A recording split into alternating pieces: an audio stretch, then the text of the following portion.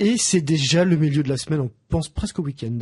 Ah oui, le week-end, bonjour. Nancy, bonjour, un petit café, ça va vous faire du bien. Merci d'être avec nous. On prend soin de soi, si, c'est important. Et même qu'on est à la recherche d'un emploi, je dirais peut-être un peu plus. Exactement. Alors, qu'est-ce qu'on met derrière cette expression? Alors ça, c'est venu de ce que j'appelle une zone de full débat sur Facebook. J'ai un ami un jour qui a mis un post en disant ça veut dire quoi, prendre soin de soi? Prendre soin de soi. Et là, 52 commentaires, tout le monde y allant de son ressenti. Donc, on dit souvent que c'est une expression usuelle, toute simple, qu'on balance comme ça. Oh, prends bien soin de toi, etc. Voilà, oui. Et pourtant, sa portée est différente quand on est demandeur d'emploi. Ça veut dire quoi? Ça veut dire déjà de veiller à son hygiène de vie. Parce que si vous tapez sur Google prendre soin de soi, on va vous conseiller des soins pour le corps, du sport, etc. C'est vrai, c'est ça. Mais c'est pas ça qu'on veut aborder Exactement, maintenant. mais pas que. Ça veut dire avant tout être sympathique envers soi-même. D'accord. Ne pas toujours se trouver nul, se critiquer, se rabaisser. Ne pas toujours être dans le négatif vis-à-vis de la moindre action que l'on entreprend parce qu'on est demandeur d'emploi.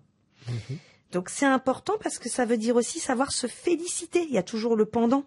Et se contenter de petites choses positives qu'on a réussi aujourd'hui. Je vais vous donner un exemple. Oui.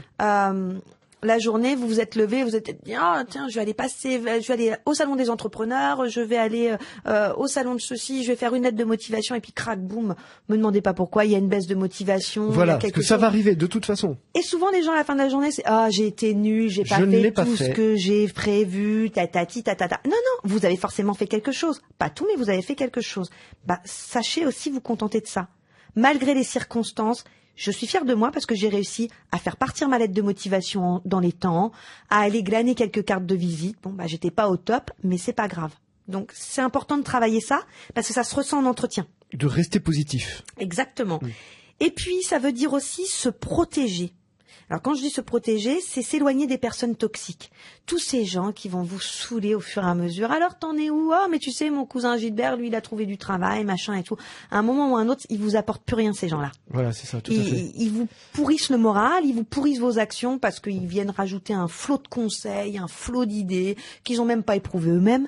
Mais donc, c'est bien de parler, mais il faut savoir aussi se protéger et puis savoir rester dans sa bulle pour être à l'écoute de soi. Et puis savoir comment se protéger, en savoir accepter à être seul. Trop souvent, les demandeurs d'emploi passent beaucoup de temps à réseauter, à rencontrer des gens, à combler le vide. Mais il faut prendre un petit peu de temps. Oui.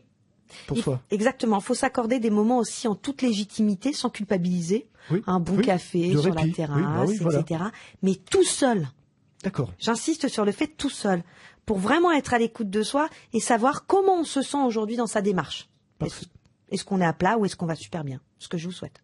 Laissez-moi tout seul et on se dit à demain dans ce cas-là, Nancy. Merci.